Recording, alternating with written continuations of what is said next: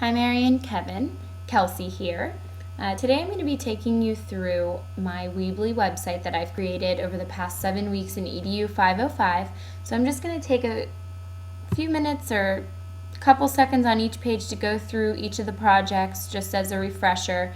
And if you have any questions about it, please just let me know. So up at the top here we have each week that we had completed a project. So these are different pages, and you can click through them. If I was making this for a classroom, week 1 here would probably be my home page, and then I would probably categorize it maybe by subject or announcements or what have you. But anyways, so in week 1, as we scroll down through, here was my first thing I completed. It was a bio about myself to introduce myself to the parents, which is probably something that I would keep. We did use the Animoto tool to create a slideshow, which again, not that I don't think I'd have my second graders creating this necessarily right away, but definitely a great way to show the parents different activities that we've done. And then also down here, this communication where parents can contact me is definitely a must-have on any web page in my opinion. So liked all 3 of those tools. Moving on to week 2, you can see I changed just to a regular picture here so it wasn't so overbearing.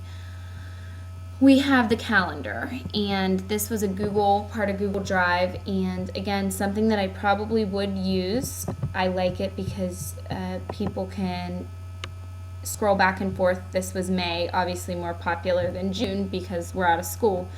But anyways, I can have my snack calendar here if there's no school.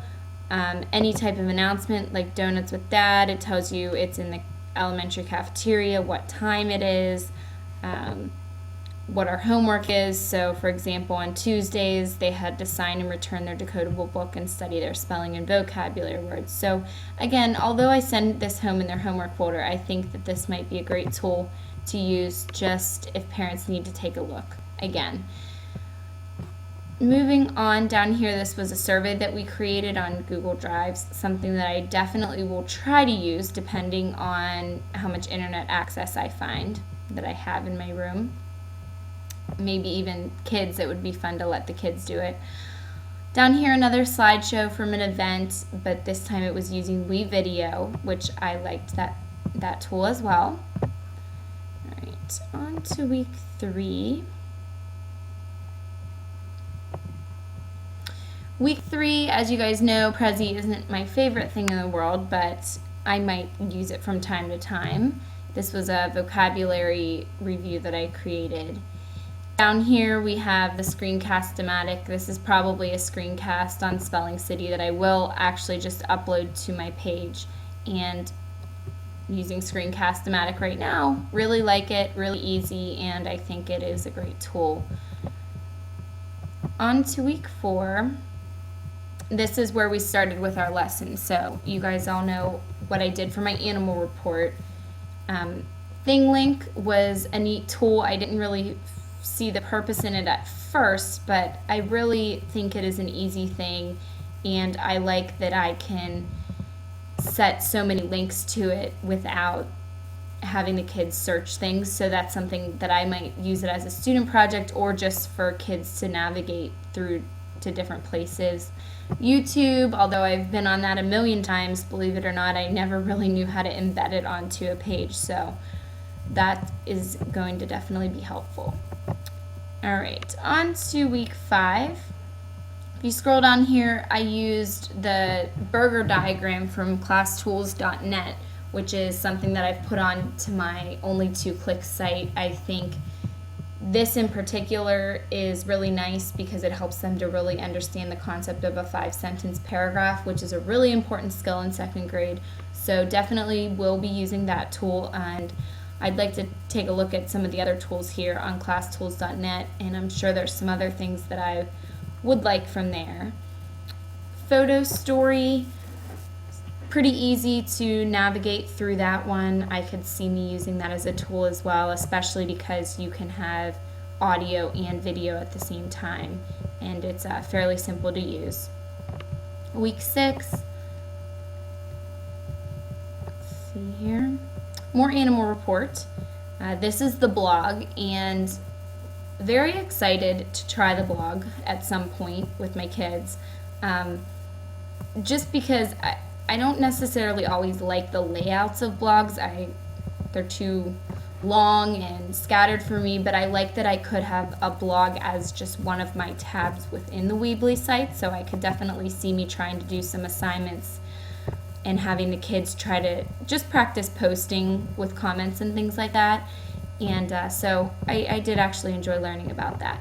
And finally, this week's page, I'll take a little bit more time to share with you.